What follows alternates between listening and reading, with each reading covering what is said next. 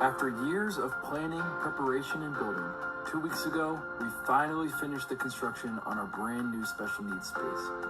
And the very first thing that we did was host an open house for the families and individuals that we created this space for.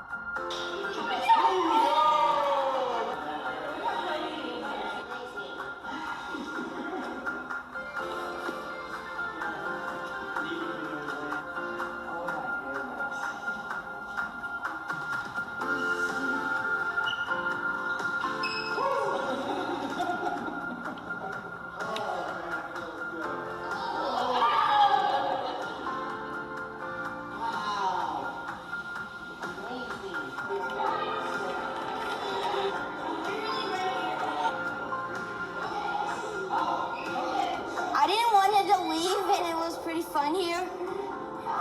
And this place is really special to me because I love this place. And, you know, yeah, it kind of made me emotional real quick. I was thinking of something. This room here is actually a great way to connect with other people with special needs. My son jumping all over the place, can't sit still, smiling. It's like heaven. You did something so great. Thank you from the bottom of my heart. Coming here today, we wouldn't miss it for the world, and you guys made that possible.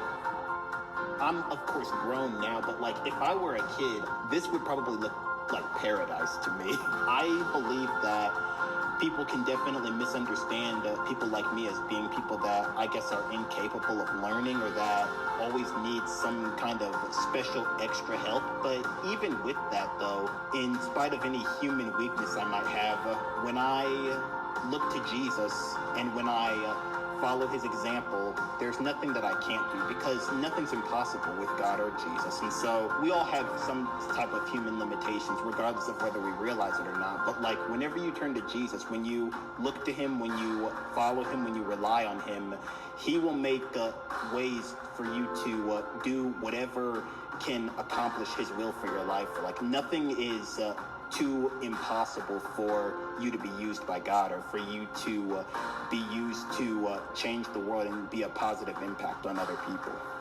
Excuse me? Yes, sir. This place is amazing. Just what I prayed for. Just what you prayed for? Good evening, everyone. Today is Wednesday, June 10th. Welcome to Nakut World Inclusion. I'm your host, Sean Ferguson. And for today's message, we are going to discuss about Karmelo Anthony found guilty after 3 hours of deliberation, which is pretty messed up, but hey, it is what it is from this matter. But anyways, before I go to that topic, I would like for you guys to subscribe to my channel, click the notification, and click the like button. That will really help with the algorithm. Also, if you can, scan this QR code that you see in the screen. Once you scan the QR code, it will go into my profile stating that need to donate something. If you guys are willing to donate, please donate. It doesn't matter how much it is. That way, it will help me with my college tuition, and so on and so forth. Also, if you guys would, I would like for you guys to buy this book. It's a really good book. It's about life on the bridge. It's written by Kaylin Partlow. I think she owns the show called Love on the Spectrum on Netflix. It'll be great. But yeah, this is a great book. Uh, it helps you to understand what autism is. It helps. It also helps you to understand how to correct their behavior in a different way. So when they go through an outburst, instead of how we neurotypical, uh, how would I say that? Instead of punishing people or try to discipline people from neurotypical standpoint, um, this book will help you to correct their behavior in a different way, in a way that it can help them. So you guys should get this book. This book is a great book.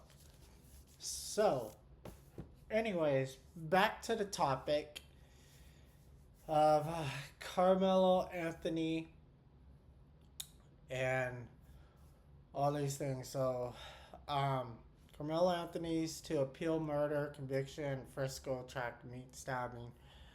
And so I have the website from CBS News. I'm going to read this to you guys, and then I'm going to tell you what my opinion is from this standpoint. So it says, Karmelo Anthony and his legal team have filed a notice of appeal less than 24 hours, which is good, after a jury found him guilty of murder in Austin Metcalf's fatal stabbing at Frisco track meet last year. According to Collin County court records, a jury in Collin County sentenced Anthony to 35 years in prison on Tuesday. Jurors took 2.5 hours to reach the sentence, which we already knew what's going to happen. I mean, as soon as they pick all white jurors, we all knew. Everybody knew. Like, everyone in America knew that he's going to be found guilty, because all this happened during history. It never changes. Every time there's like all white jurors, that means that the person who's black, that's on the defendant's side, will always be guilty. Always. So we kind of knew that's going to happen. But anyways, continue on.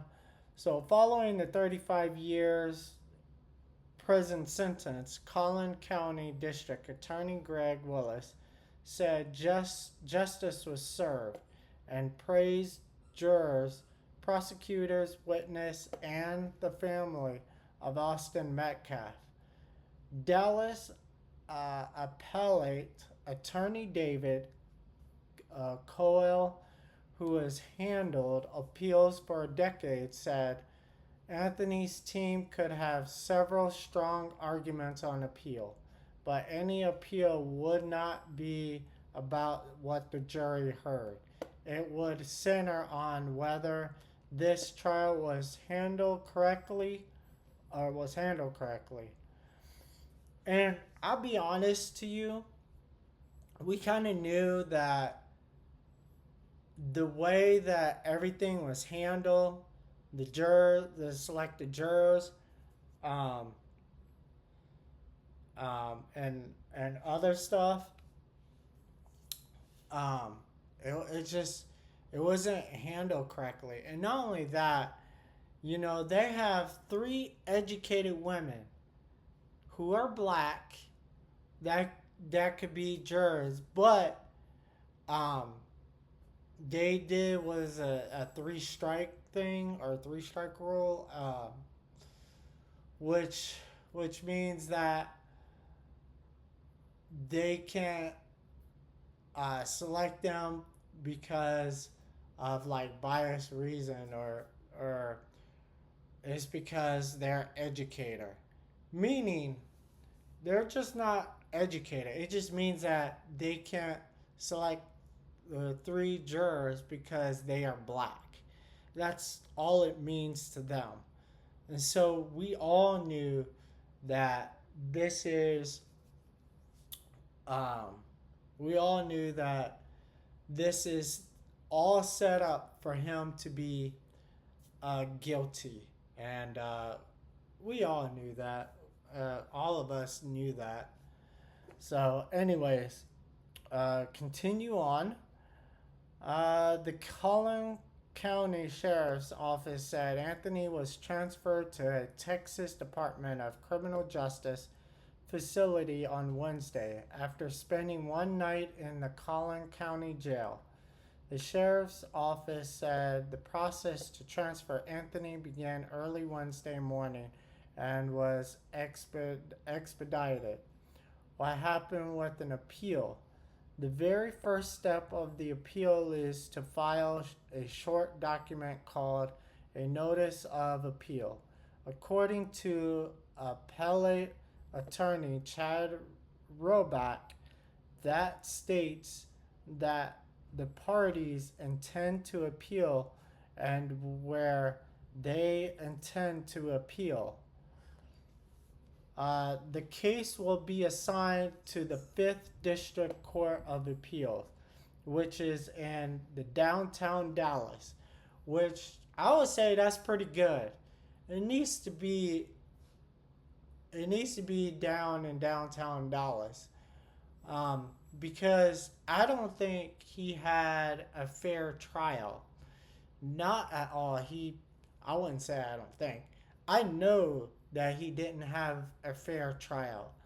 The witness has too many contradictions on the witness stand. It didn't show enough evidence on the video.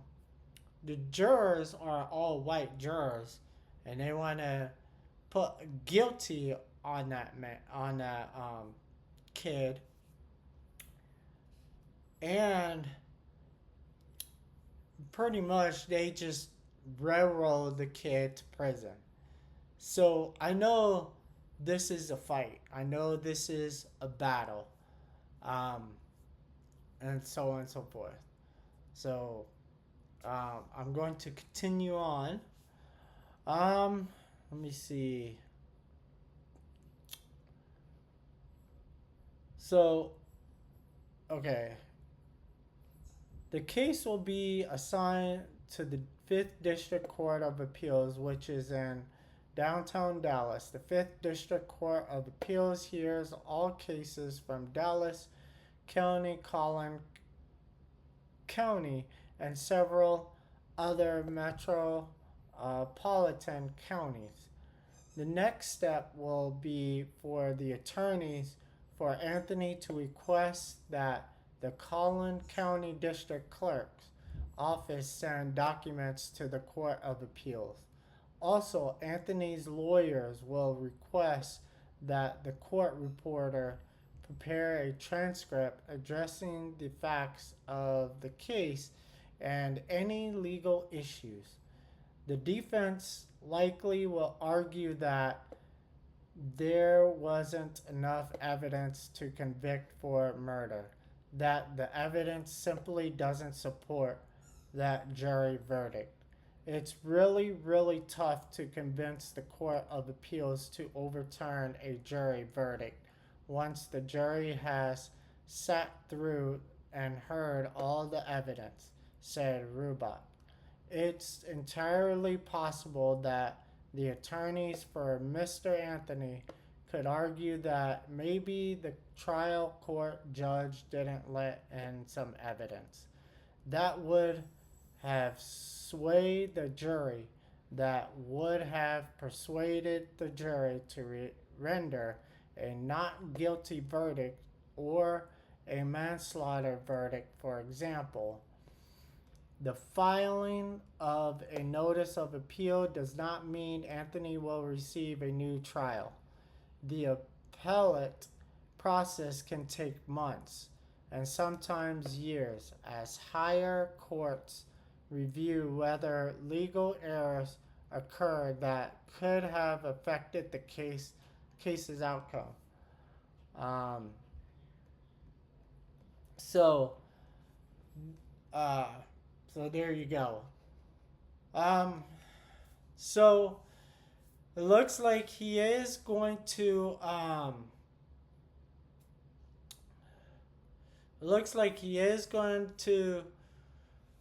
have an appeal. Hopefully they'll give him appeal, but it looks like they're trying to give him the appeal, and so on and so forth. And yeah, I would say this is messed up. But let me tell you guys something. The reason why I kind of chose this topic is because not only because he is black, but he's also epileptic. He has a disability of being epileptic.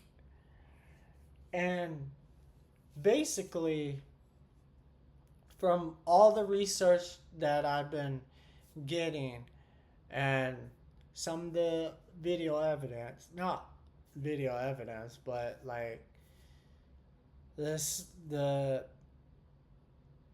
things that I heard, he say, she say, and things like that. Just some of the stuff that I'm hearing is pretty messed up. And then the way that the witnesses, contradict themselves, telling like all different stories. He pushed them, he shoved them, he lightly tapped them. It's like they're all not on the same line. And so basically the story keeps changing. I just think he did not have a fair trial. He did not have a fair trial. And plus, they kind of rushed this too fast. And they just want to get this over and done with. And put that man in prison. Now, I'm not saying he's innocent. Because we already know he's not. We already know that he did. Because he said it himself. He killed Metcalf. He did kill him. But because they have a stand your ground law, I kind of see a double standard. For example, Rick Chow. Rick Chow was charged for murder on Cyrus Carmack. They thought he was stealing a water, allegedly. He killed a guy for $1 of water. And really, from the research that I saw and from the news, the officer was saying that he did not have any water bottle. He did not steal anything from the store. So he just got shot and killed for nothing. And they let Rick Chow go for stand your ground law. Whereas Karmelo Anthony, Austin Metcalf and his brother came up to him in a tent, and pushed him, bullied him, something. But we all know that he was ready to be jumped by Austin Metcalf and his brother from the way it looks and from the way I've been hearing during the research. Basically, he was trying to protect himself. And so, Karmelo Anthony was saying, touch me and see what happened. Or he said, touch me again and see what happened. And then, of course, he took the knife from his bag and poked him. And and of course, he's dead. Now, I would say this. I would say this to all students. It doesn't matter what color you are, but I would say this to everyone. Keep your hands to yourself, because if you don't, this can happen. And it's a sad tragedy that this happened. So, like I said, if you keep your hands to yourself, none of this would have happened. So, but uh, what I would say is, yeah, Karmelo Anthony got railroaded, and there is a double standard. So, like I said, the black community do not trust the system. They don't trust the system at all because it's not made for them. It's made for the white community. It's not made for the black community. So there you go. It also could be made for the Asian community or some of them Latino. I wouldn't say Latino. I could say it's Latino, but it doesn't matter. It's really made for the white community and white community alone. So that's what the system is made for. It's not made for us. It's not made for the black community. And of course, I'm half black, so yes. But my other thoughts is, from looking from the outside in, is the school system has failed the students, the coaches, and the coaches has failed the students. First of all, they should have had like security out there to check everybody's bags, including like their sports bag, the team's bag. Um, they should check everyone's bag to make sure there's no weapon in the premises. Secondly, the because it's a very competitive sports, and you got 100 and whatever teenagers to compete with each other, and it's like a big rivalry, uh, meet and everything, and adrenaline is going, and the emotion and commotion is up there. The coach should have kept everyone in line. They should have.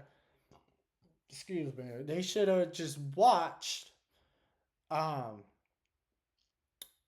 the students there to prevent that from happening. Also, when it's raining like that, they should all come, not come together, but they should all go to each and individual team post camp so that this would never happen again.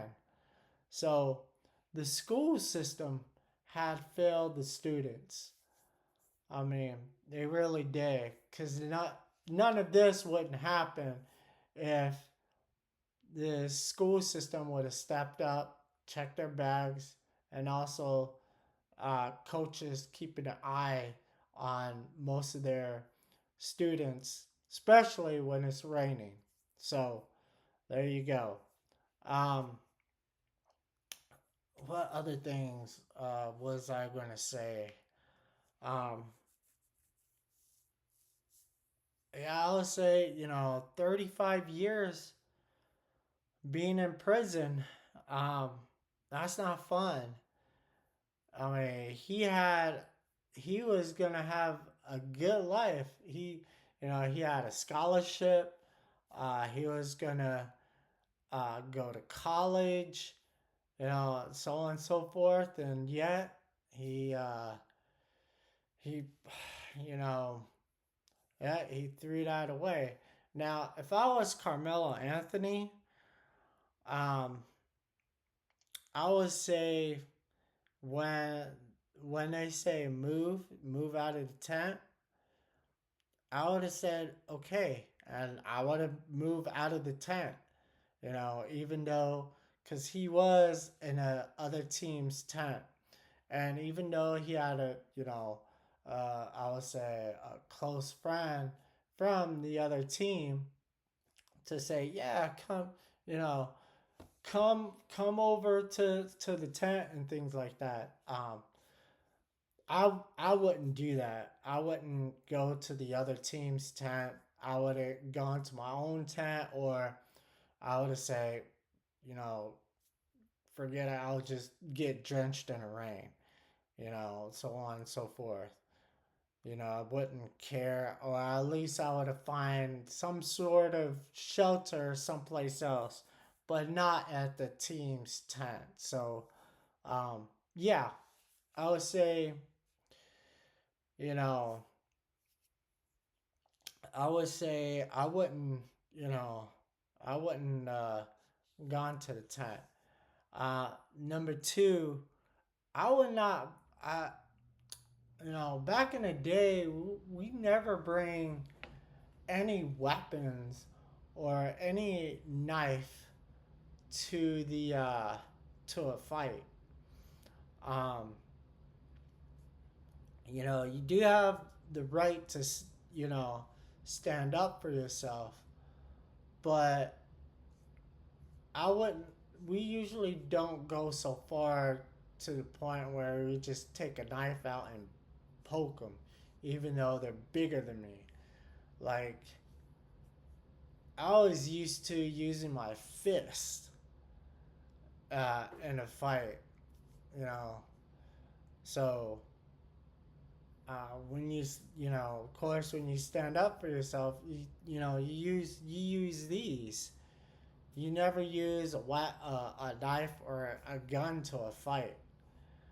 So even if you get like double team or triple team, or you get people jumping on you, you know, I never need to bring a knife to a fight. Most of the time, like, I remember back in the day, I used to get jumped, and of course, what's so crazy is people don't want to jump me because, you know, knowing that I'm a wrestler, and so because I wrestle and I do a lot of wrestling, and then I also know the WWE type of stuff that I've seen on TV. It's just this wrestling becomes natural to me, and so when people used to jump me all the time, or not all the time, but when people used to jump me and things like that, and try to punch me and kick me and all that, well, basically, they all don't like to have their legs taken out, and they don't like to be flipped. And so, because I know my wrestling moves and things like that, I keep on flipping people over and keep picking them up and slamming them to the ground. Instead of using this, I just use my weight and leverage and my flexibility to put moves on them, and none of them don't like it. And so when I like pick them up and slam them, and like, of course I'd be kicking them and punching them afterwards, they all don't like it. And and so um and so they stop messing with me. and things like that, and they all just split up, or they all just ran, which is crazy. But yeah, they don't like it when I put wrestling moves on them. But anyways, you never want to bring a knife or a gun to a fight.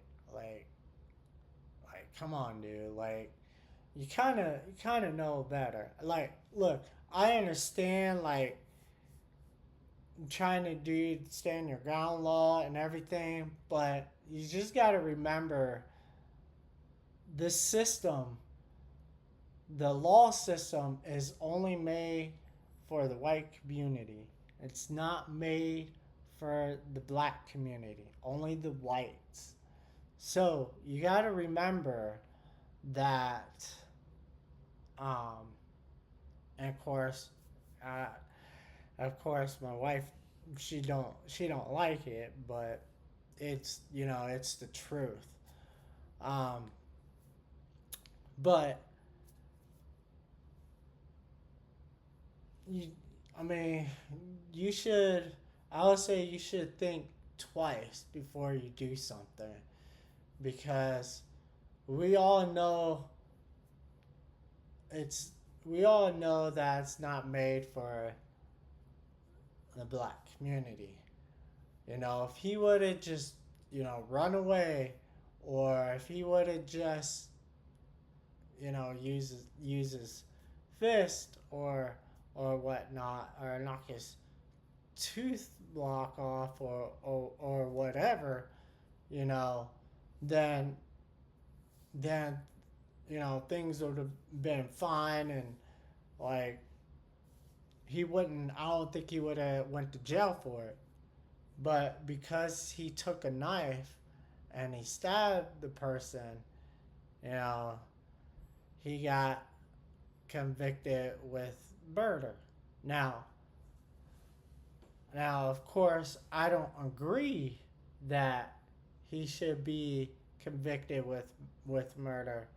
In fact, in worst case scenarios, he should have got charged with manslaughter, which I would have gave him, I think it's 7 to 20 years. So he would have got 7 to 20 years. Pretty much they would have probably put him in prison 10 to 12 years. So he would have been in prison in 10 to 12 years, which that would have been acceptable. But because he got convicted with murder, it just looks like he didn't get a fair trial, and they did this all the wrong way. And the fact that it was all white jury, we kind of all knew that this is a setup for him to be in prison. But I would say this. I would say that the white supremacy did win this one. They did win this battle, but it's not it's not going to be long before they lose the war. It's not going to be long. So I would say just think about that. But anyways, just tell me what you guys think. Do you guys think that he should be in prison for 35 years for murder? Or is this a self-defense? Or do you think it's like a manslaughter? Or do you think he should be guilty of just manslaughter? Just leave me a comment on my page, and just tell me what you guys think of this. But this is a terrible tragedy, and I do feel sorry for both students. Feel sorry for Metcalf, and I also feel sorry for Karmelo Anthony, but like I said, if when you put your hands on somebody, you know, consequences will catch up to you. And that's what happened to Austin Metcalf. You know, yeah, Karmelo Anthony's in prison. I mean, he is in prison, but Austin Metcalf is dead. So just think about that before you put your hands on somebody. Just think about it. But anyways, I'm going to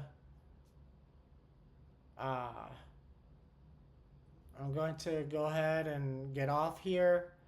You know, take care, give care, and I'll see you on the next one.